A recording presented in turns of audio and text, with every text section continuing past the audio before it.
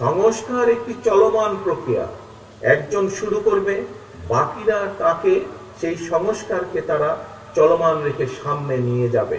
কারণ দেশের মানুষের চাহিদার সাথে সামঞ্জস্য রেখে পর্যায়ক্রমিকভাবে সংস্কার পরিবর্তিত হবে সময়ে সময়ে।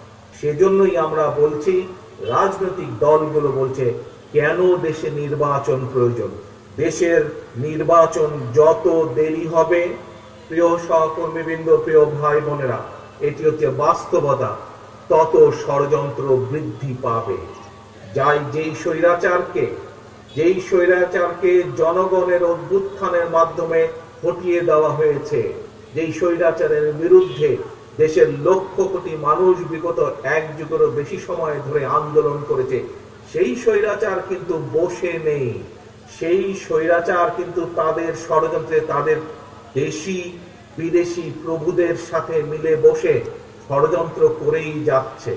শুধু তাই নয়, নির্বাচন যত দেরি হবে, এই দেশের মানুষের স্বাস্থ্য সুবিধা, এই দেশের ছাত্রছাত্রীদের শিক্ষা ব্যবস্থা, এই দেশের কৃষকদের সমস্যা, এই দেশের ব্যবসায়ীদের বিভিন্ন সমস্যা, এই দেশের বিচার ব্যবস্থার সমস্যা, এই দেশের প্রশাসনের সমস্যা, যতগুলো সমস্যা স্বৈরাচারের সময় শুরু হয়েছিল, স্বৈরাচার পড়ে গিয়েছে, এই সমস্যার মৃত্যু আরো বৃদ্ধি পাবে।